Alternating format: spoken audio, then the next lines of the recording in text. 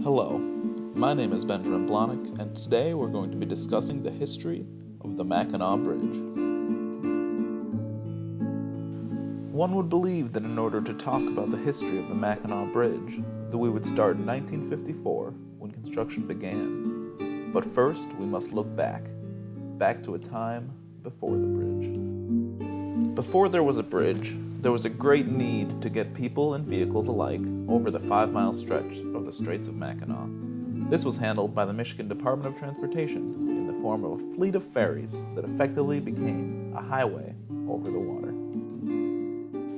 From the year 1923 to the year 1957, when the bridge was opened, the Department of Transportation had a total of 9 ferries operating, carrying more than 12 million vehicles and 30 million passengers across the straits. It began with just a small riverboat that could carry about 20 cars. The Department of Transportation, however, had to keep up with the demand, and began purchasing larger and larger boats that would carry more vehicles. When winter came in 1931, they rented icebreakers to clear the way for the ferries, making this usually seasonal business into a year-round service. The largest ferry they owned was called Vacation Land. It was a 10,000 horsepower vessel that could carry up to 150 cars per trip, making the total fleet able to carry over 500 vehicles total. By 1934, the idea for a bridge began to gain some real traction, and this year, the Mackinac Straits Bridge Authority was formed by the legislation to determine the feasibility and finances behind such a large endeavor. It was determined that the bridge was indeed feasible and would cost no more than $32,400,000 for a combined 2-lane highway and 1-track railway bridge. The Bridge Authority, however, did not achieve any loans or grants for the project, as many thought it to be a pointless bridge to nowhere, and it was not worth it to connect these 2 points of land with such low populations on either side. And in 1947, the Mackinac Strait Bridge Authority was abolished. The citizens of Michigan weren't going to let it go that easily, though, and by 1950, they petitioned to reform the authority. The new authority determined that the bridge could be built for a modest $86 million in revenue loans. After struggling for 3 more years to find investors, in the year 1953, the engineering was finally able to begin on the mighty Mack. Designed by the great Dr. David B. Steinman, the Mackinac Bridge is known for being the world's longest suspension bridge between cable anchorages, and to this day is the 4th largest suspension bridge in the world. On May 7, 1954, the bridge was finally under construction. They began by building the towers deep out into the Straits of Mackinac. What a sight to behold it was.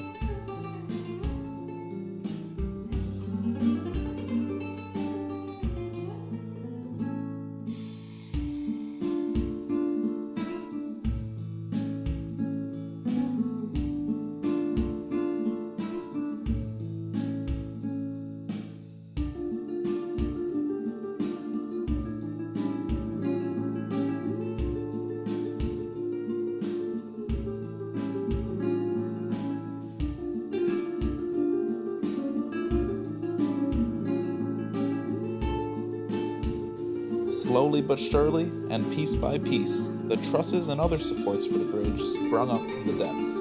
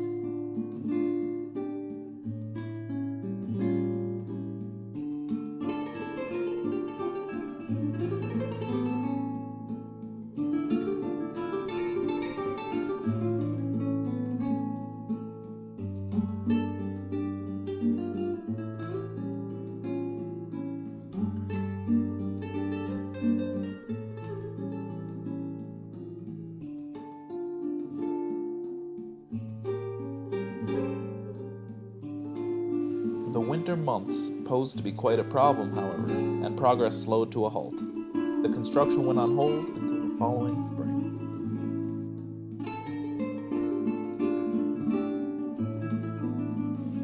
One of the largest undertakings of this kind in the known world was underway.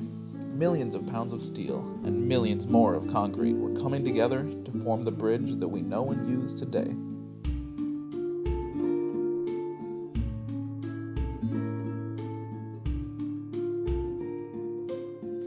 The construction went extremely well, with little to no setbacks, which is an amazing feat for any construction of this era.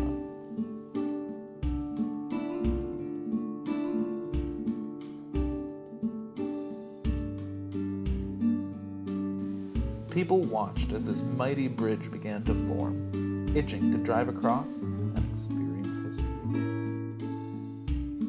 So much so, in fact, that it was not uncommon for people to drive their cars out onto the unfinished bridge to view the construction progress, or, for the more faint of heart, to simply watch from the beach.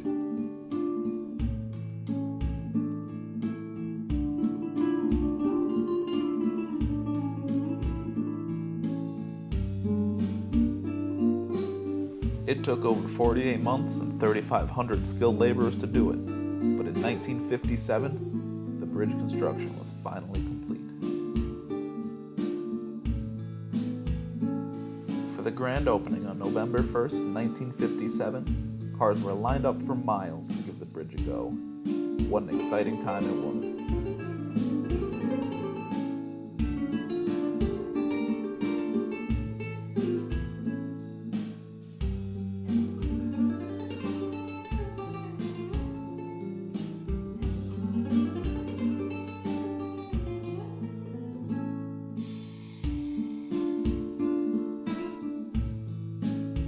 For the opening day festivities, Oldsmobile provided 113 brand new convertibles to celebrate, with 83 carrying beauty queens from each county of Michigan.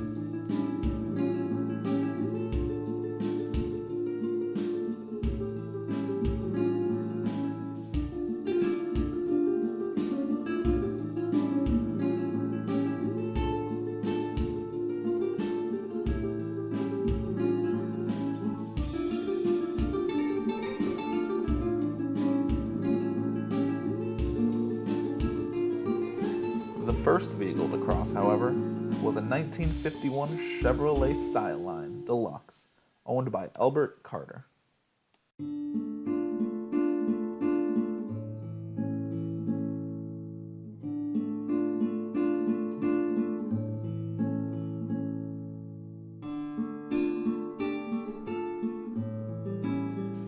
The next year, in 1958, the toll booths were installed to pay off the debt that the construction instilled. The original toll was $3.25, but was later dropped to $1.50, thanks to state subsidies.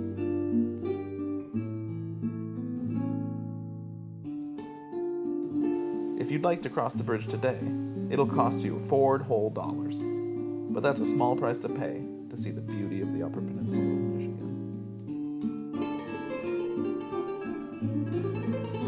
The Mackinac Bridge is used by millions of people every year, paying for its own maintenance and repairs with the toll money, making travel to the Upper Peninsula easier for everyone.